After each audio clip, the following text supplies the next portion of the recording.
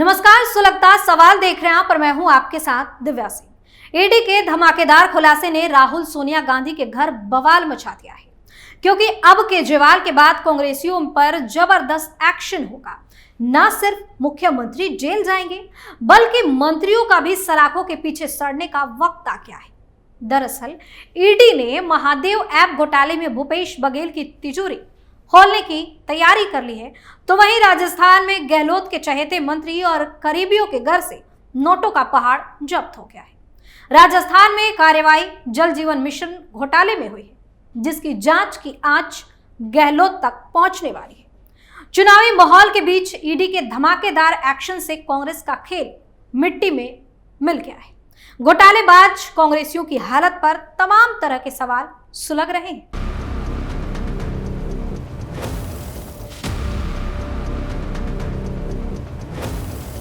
राजस्थान से ईडी ने कितना खजाना जब्त किया? कैसे मंत्री महेश जोशी ने गहलोत को फंसाया? क्या ईडी खोलेगी भूपेश बघेल की तिजोरी? क्या चुनाव से पहले बघेल होंगे गिरफ्तार? इन सवालों ने कांग्रेस में भगदड़ मचा दी है, क्योंकि 2 राज्यों में कांग्रेस की तिजोरी खुलने से जांच अधिकारी भी दंग है।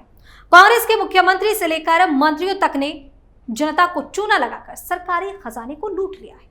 तो ऐसे में ईडी एक एक रुपए का हिसाब लेने की तैयारी में है। तो चलिए सबसे पहले राजस्थान में मंत्री की करतूत का खुलासा करते हैं। राजस्थान में गहलोत के चहेते मंत्री महेश जोशी ने पीएम मोदी की योजना जल जीवन मिशन में ही घोटाला कर दिया। इस घोटाले के जरिए 22,000 करोड़ रुपए शातिर तरीके से लूटे गए और जनता को पानी देने के नाम पर ठेंगा दिखा गया। लेकिन ईडी की नजर से मंत्री जी का घोटाला बच नहीं पाया। ईडी ने राजस्थान के जलदाय मंत्री महेश जोशी के विशेषाधिकारी संजय अग्रवाल और वरिष्ठ आईएएस अधिकारी जलदाय विभाग के अतिरिक्त मुख्य सचिव सुबोध अग्रवाल समेत कई अधिकारियों और ठेकेदारों के 26 ठिकानों पर ताबड़तोड़ छापेमारी की। करीब 18 घंटे तक चली छापेमारी में ईडी ने कई खुफिया दस्तावेजों के साथ साथ 11 करोड़ 30 लाख रुपए जब्त किए। नकदी और जब्त दस्तावेजों को ईडी कार्यालय में जमा करवाया गया है। वहीं कुछ दस्तावेज, कंप्यूटर की हार्ड डिस्क और डायरी को ईडी की टीम दिल्ली लेकर चली गई। यानी कि अब खेल बड़ा होगा। मंत्री जी का अब जेल जाना लगभग तय माना जा रहा है। वहीं 16 नवंबर से पहले ईडी जलदाय विभाग के अतिरिक्त मुख्य सचिव सुबोध अग्रवाल और महेश जोशी के विशेषाधिकारी संजय अग्रवाल को पूछताछ के लिए दिल्ली बुला सकती है। जाहिर सी बात है कि ये लोग ईडी के सामने पेश होंगे तो राजस्थान में गहलोत कितने नेता नपेंगे, इसका अंदाजा कांग्रेस को शायद हो गया होगा। यही वजह है कि ईडी की छापेमारी के बाद कांग्रेसियों में भगदड़ मच गई है, क्योंकि खुफिया सबूत बहुत कुछ खुलासा कर रहे हैं। इसी के साथ ईडी ने मंत्री महेश जोशी के विशेषाधिकारी संजय अग्रवाल के कार्यालय को सील कर दिया है। यही वो खुफिया जगह है जहां से 22,000 करोड़ का काला राज दफर है और ईडी ने उस राज को खोद निकाला है। वहीं ईडी के मुताबिक जल जीवन मिशन से जुड़े घोटाले में चलाए गए तलाशी अभियान के दौरान कुल 48 लाख रुपए नकद, बैंक खातों में 1 करोड़ 73 लाख, 2 करोड़ 21 लाख की संपत्ति के दस्तावेज, डिजिटल उपकरण और आपत्तिजनक दस्तावेज जब्त किए गए। अब तक कुल 11 करोड़ 3 लाख की नकदी और सामान जब्त किया जा चुका है। वहीं सुबोध अग्रवाल की घोटाले में भूमिका होने से जुड़े कई अहम दस्तावेज ईडी की टीम को मिले। उनके निजी सहायक की आवाज से भी कई दस्तावेज मिले। अग्रवाल के कार्यालय में कार्यरत कर्मचारियों से पूछताछ के साथ ही एक पेन ड्राइव, 3 डायरी, कंप्यूटर और मोबाइल से कई अहम दस्तावेज भी जब्त किए गए। ईडी की टीम को जयपुर के जगतपुरा में जलदाय मंत्री और सुबोध अग्रवाल के करीबी जमीनों के कारोबारी राम अवतार शर्मा के आवाज से 45 लाख रुपए मिले। एक अन्य जमीनों के कारोबारी आलोक खंडेवाल के ठिकानों पर मारे गए छापे में जमीनों में निवेश के कई दस्तावेज बरामद हुए। यानी जल जीवन मिशन घोटाले को अंजाम एक पूरे गैंग ने दिया है। मंत्री के साथ साथ उनके नीचे जितने भी अधिकारी थे, सब लोग इस घोटाले में शामिल हैं। बड़े बड़े कारोबारियों का नाम इस घोटाले में सामने आ रहा है। ईडी को जोधपुर के एक कारोबारी के घर से भी घोटाले से जुड़े दस्तावेज मिले। अब जो खजाने का जखीरा ईडी के हाथ लगा है, वो जांच की आंच मुख्यमंत्री गहलोत तक पहुंचा रहा है। इसी वजह से जितनी तेजी से जांच जल जीवन मिशन घोटाले की आगे बढ़ रही है, गहलोत बुरी तरह कांप रहे। दिल्ली तक इस घोटाले ने कोहराम मचा दिया है। सबसे बड़ी बात यह है कि ईडी के सामने मंत्री महेश जोशी के कारनामों का खुलासा खुद उनके करीबियों ने किया है। दरअसल ईडी ने 2 महीने पहले संजय बड़ाया, कल्याण सिंह और अमिताभ कौशिक के ठिकानों पर छापे मारे थे। इनसे हुई पूछताछ और सबूतों के आधार पर ईडी मंत्री महेश जोशी और उसके करीबियों के ठिकाने पर ही पहुंची है। अब कैसे इस घोटाले को सत्ता में बैठे लोगों ने अंजाम दिया, चलिए बताते।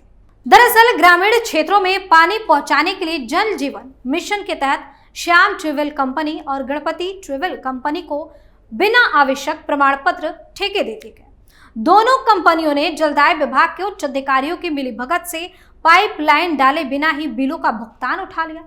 चालाकी दिखाते हुए पुरानी पाइपलाइन को नया बताकर पैसा ले लिया गया। इस योजना में डीआई डक्टर पाइपलाइन डाली जानी थी, इसकी जगह एचडीपी की पाइपलाइन डाली गई, यानी कि कबाड़ से लेकर जंग लगे हुए पाइप बिछा दिए गए और करोड़ों रकम को लूट लिया गया।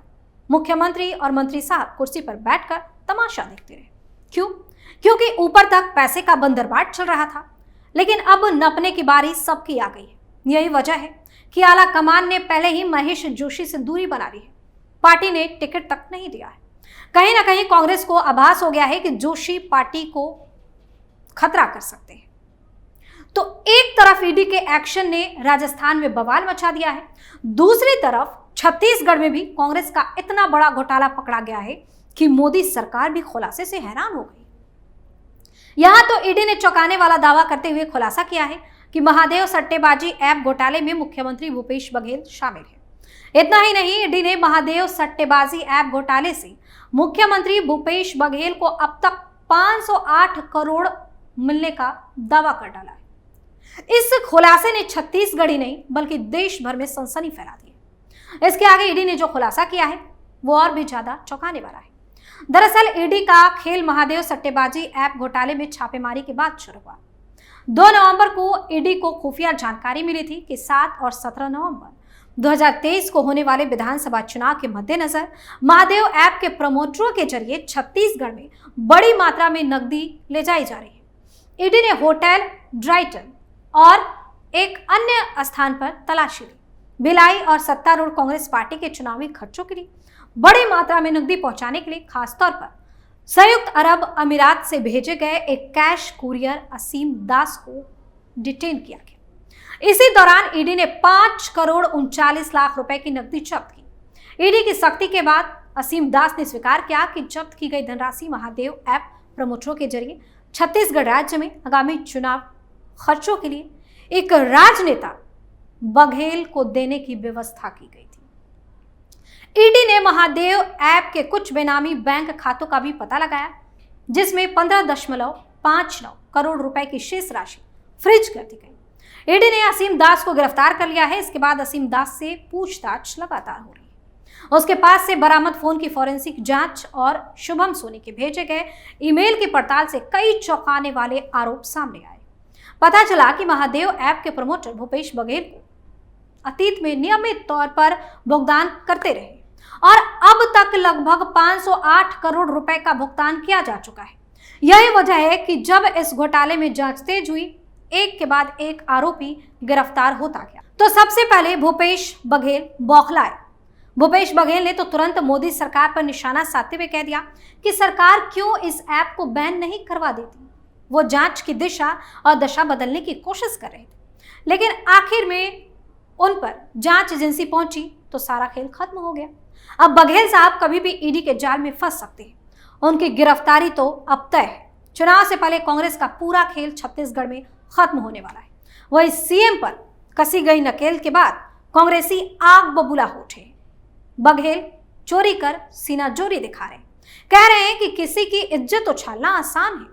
मुख्यमंत्री के खिलाफ किसी को मारपीट कर ऐसा बुलवा दो, इससे बड़ा मजाक क्या होगा।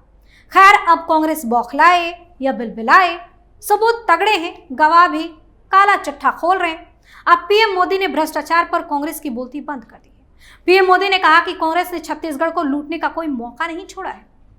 अब पीएम मोदी ने जवाब मांगा है कि कांग्रेस बताए दुबई में बैठे लोगों से उसका क्या कनेक्शन है।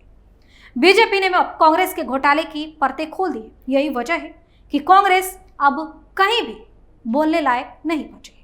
सुलगता सवाल में आज के लिए इतना ही। नए मुद्दे के साथ फिर से पेश होंगे, तब तक के लिए आप देखते रहिए कैपिटल टीवी। नमस्कार।